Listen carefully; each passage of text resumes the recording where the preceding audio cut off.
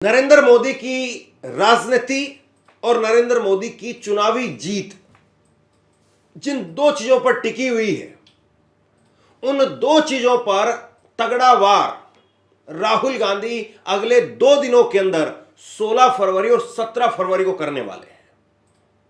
अब दो चीज पहले कौन सी है वो समझ लीजिए, और उसके बाद में राहुल गांधी इन दोनों चीजों पर कैसे वार करने वाले हैं उस बात को भी समझेंगे। सबसे आज 15 फरवरी है और आने वाली 16 और 17 फरवरी को राहुल गांधी क्या करने जा रहे हैं। राहुल गांधी के जो दो बड़े फैसले जिसका इंतजार कहीं ना कहीं इंडिया के बहुत सारे नागरिक कर रहे हैं कि आखिर क्या ऐतिहासिक फैसला राहुल गांधी लेने जा रहे हैं और इन दो फैसलों से भाजपा क्यों डरी हुई है। आखिर चुनाव आयोग मिस्टर राजीव कुमार क्यों इस वक्त खामोश बैठे हुए हैं। दोस्तों, हमारे साथ वरिष्ठ पत्रकार मौजूद है धर्मेंद्र सिंह, आप उनकी इस रिपोर्ट को देखिए। नमस्कार दोस्तों, नरेंद्र मोदी की राजनीति और नरेंद्र मोदी की चुनावी जीत जिन दो चीजों पर टिकी हुई है, उन दो चीजों पर तगड़ा वार राहुल गांधी अगले 2 दिनों के अंदर 16 फरवरी और 17 फरवरी को करने वाले हैं। अब दो चीज पहले कौन सी है वो समझ लीजिए, और उसके बाद में राहुल गांधी इन दोनों चीजों पर कैसे वार करने वाले हैं उस बात को भी समझेंगे। सबसे पहले जो नरेंद्र मोदी की राजनीति है वो एक तरीके से हिंदुत्व की राजनीति है। भाजपा की पूरी राजनीति, आरएसएस की पूरी राजनीति वो हिंदुत्व की राजनीति है। सब जानते हैं इस बात को। अगर भाजपा में से और माइनस धार्मिक राजनीति है तो भाजपा शायद वही माइनस वाली स्थिति में आ जाएगी जिस स्थिति से भाजपा उठ करके गई थी। सब जानते हैं कि भाजपा ने कैसे राम मंदिर पर लौटने का फैसला लिया, क्योंकि एक वक्त में मंडल आयोग जब आया उसके बाद में भाजपा ने तय किया कि नहीं, अब हम राजनीति नहीं कर पाएंगे और इसीलिए जो है हमें मंदिर की तरफ लौटना पड़ेगा। और भाजपा मंदिर के रास्ते पर गई, मंदिर मूवमेंट चलाया गया और उसके बाद में भाजपा फिर 2 सीटों से, और आज नरेंद्र मोदी तीसरी बार सरकार में है और इस सब तीसरी बार सरकार में है, मंदिर वाले रास्ते पर सरकार, एक बड़ा जो यानी कि हिंदुत्व वाले रास्ते पर नरेंद्र मोदी का योगदान है वो कहीं ना कहीं धर्म की राजनीति है। अगर आप नरेंद्र मोदी के भाषणों को देखें, भाजपा के, आरएसएस के नेताओं के भाषणों को देखें और उसमें से अगर उनको कह दे कि आपको धर्म पर बात नहीं करनी है, शिक्षा, चिकित्सा, देश को आगे ले जाने वाली बात, इस पर बात करिए, तो उनका जो आधे से ज्यादा भाषण है वो अपने आप में खत्म हो जाएगा। नरेंद्र मोदी की इस धर्म की राजनीति पर राहुल गांधी 16 तारीख को एक निर्णायक चोट मारने फैसला लेने जा रहे हैं। धर्म की इस राजनीति के ऊपर एक तरीके से धर्म की राजनीति को लेकर के नरेंद्र मोदी, योगी आदित्यनाथ ने जो एक आभा मंडल तैयार किया हुआ है, उस आभा मंडल में राहुल गांधी बड़ी करारी चोट मारने वाले हैं। इस पर बात करेंगे और वो चोट क्या होगी वो भी मैं आपको बताऊंगा। लेकिन अब उससे पहले दूसरी जो बड़ी नरेंद्र मोदी की मौजूदा समय के अंदर बड़ी ताकत है वो है चुनाव आयोग। बार बार विपक्ष ये कहता है कि चुनाव आयोग राजीव कुमार निष्पक्ष नहीं हो रहे हैं।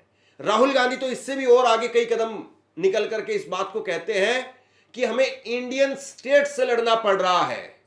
इंडियन स्टेट का मतलब यह है कि जितनी एजेंसियां हैं उन एजेंसियों को पंगु बना दिया गया है, चाहे वो चुनाव आयोग हो और चाहे वो सीबीआई, ईडी, आईटी, पुलिस, सब कुछ, यानी कि जितनी भी सरकारी संस्थाएं हो कुछ कुल मिलाकर ये सब कुछ कहा जा रहा है सरकारी संस्थाओं को। और इसीलिए जो है हम चुनाव नहीं जीत पा रहे, क्योंकि उनको आधे से भी कम मेहनत करनी पड़ रही है और हमें दुगनी से भी ज्यादा मेहनत करनी पड़ रही है और तो भी चुनाव नहीं जीत पा रहे। राहुल गांधी 17 फरवरी को एक बड़ी चोट करेंगे। 2 दिन बाद अब सस्पेंस खत्म करते हैं और राहुल गांधी 16 तारीख को और 17 तारीख को क्या करने वाले हैं इस बात को सुन लीजिए। 16 फरवरी को राहुल गांधी और प्रियंका गांधी वो दोनों पहुंचेंगे महाकुंभ के अंदर। ये बिल्कुल एकदम पक्की खबर है, अंदर से सूत्रों से मैं आपको बता रहा हूं, लेकिन एकदम पक्की खबर है ये।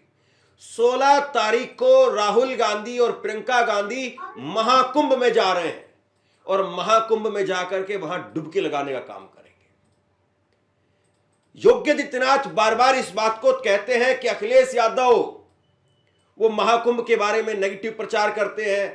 अखिलेश यादव चोरी छिपे आए और चोरी छिपे चले गए महाकुंभ के अंदर, जबकि ये बात सरासर झूठ है।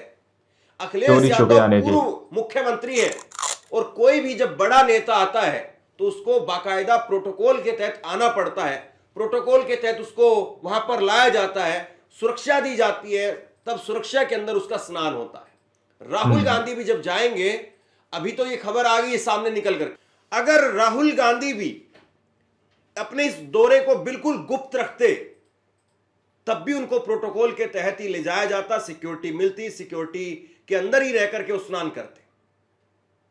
ये प्रोटोकॉल है। लेकिन राहुल गांधी वहां पर जा रहे हैं तो आप ये मान करके चलिए कि मोदी के सामने, योगी के सामने एक बड़ी चिंता यह है कि अब राहुल गांधी की इस बात को कैसे काटेंगे। और दूसरा जो बड़ा फैसला 17 फरवरी को होने वाला है वो है चुनाव आयोग की नियुक्ति का फैसला। चुनाव आयोग के मुख्य चुनाव आयुक्त की नियुक्ति का फैसला होना है 17 तारीख को। एक बैठक होगी और उस बैठक में प्रधानमंत्री नरेंद्र मोदी होंगे, उनके साथ में उनके कैबिनेट के एक मंत्री होंगे और साथ में राहुल गांधी होंगे। दो बड़े फैसले जो 17 फरवरी को नरेंद्र मोदी राहुल गांधी ले रहे विपक्ष के नेता, जिसका कोई कार्ड हो सकता ना कर पाए सीजेआई होते थे, लेकिन सरकार ने उस फैसले को पलट दिया।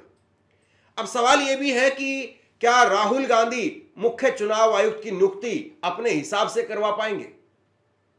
सीधे तौर पर अगर इसका आप उत्तर एक शब्द में पूछना चाहते हैं, एक लाइन में पूछना चाहते हैं, तो ऐसा तो नहीं होगा। मतलब जो नरेंद्र मोदी चाहेंगे होगा तो वही, क्योंकि 2 वोट तो उन्हीं के। लेकिन राहुल गांधी उस बैठक में होंगे और उस बैठक में किस किस का नाम निकल करके सामने आएगा और उसमें राहुल गांधी वो अपना किस नाम पर मोहर लगाएंगे और नरेंद्र मोदी और उनके कैबिनेट के मंत्री वो किसके नाम पर मोहर लगाएंगे, और बाद में राहुल गांधी इस बारे में जब बोलेंगे तो ये प्रेशर कहीं ना कहीं अब नरेंद्र मोदी पर आ गया है। मतलब ये प्रेशर पूरी तरह से आ चुका है। हालांकि वैसे कहने के लिए चुनाव आयुक्त जो है वो एक संवैधानिक पोस्ट है और उस व्यक्ति, उस पोस्ट पर जो आदमी बैठता है वो बिल्कुल निष्पक्ष होता है कहने के लिए। लेकिन राजीव कुमार साहब कितने मिस्टर राजीव कुमार चुनाव आयोग, शायरी कितने शानदार रही, ये तो पूरा देश जानता है, कोई बताने किसी से छुपी नहीं है ये बात। इस सवाल के जवाब में शायरी सुनाई जाती है। चुनाव आयुक्त की कुर्सी पर, राजीव कुमार की कुर्सी पर जो आदमी बैठेगा उसमें चॉइस राहुल गांधी की भी रहेगी और राहुल गांधी फिर कल को इस बात को सामने भी रखेंगे कि किस किस को नाम जो है वहां पर लिस्ट के अंदर था और किस किस के नाम पर जो चर्चा हुई और किसके नाम को बिल्कुल सिरे से नकार दिया गया। आपको एक पुराना किस्सा याद दिलाता हूं, ज्यादा पीछे नहीं लेकर के जाऊंगा। अभी जब चुनाव आयोग की नियुक्ति हुई थी उस वक्त में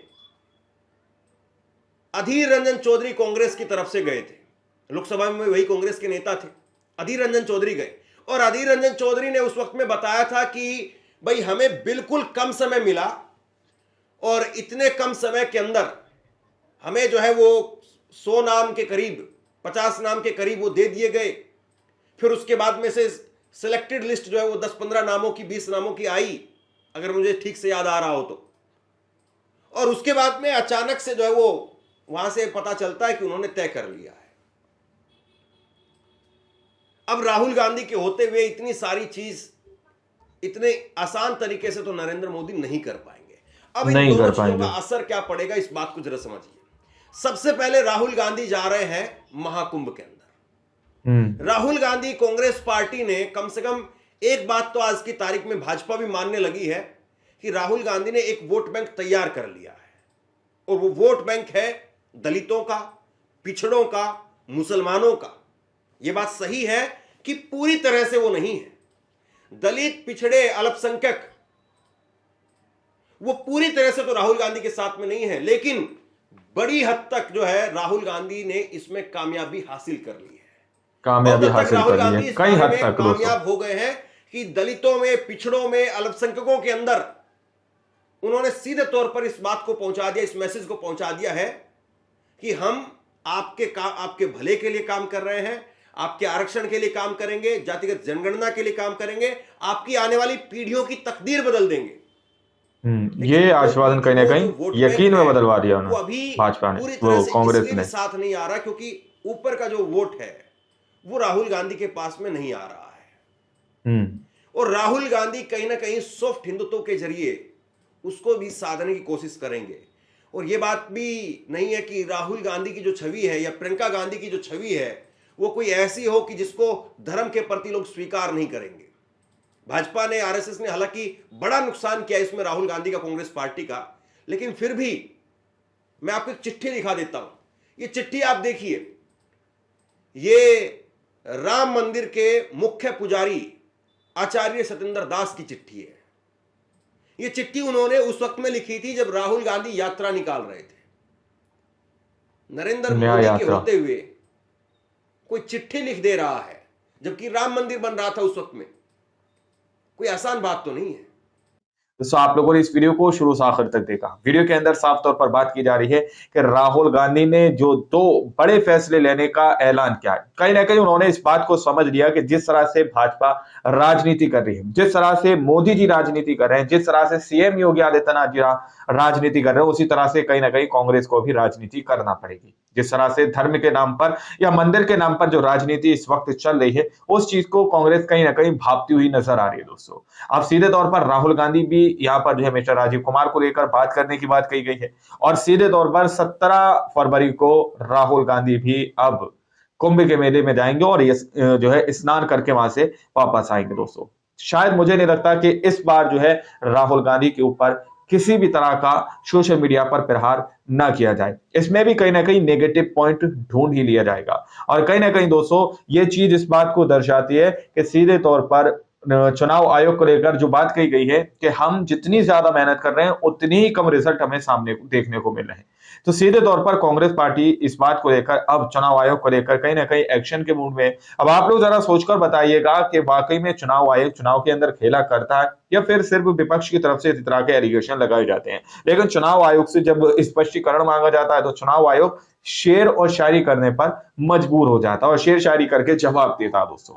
लेकिन ये 2 बड़ी खबरें अपने आप में काफी ज्यादा इस वक्त दोस्तों टेंशन बढ़ा सकती हैं भाजपा की। बाकी आप लोग क्या सोचते हैं, क्या समझते हैं, अपनी राय कमेंट सेक्शन में जरूर दीजिएगा। मिलता है वीडियो में, जब तक के लिए जय हिंद, जय भारत।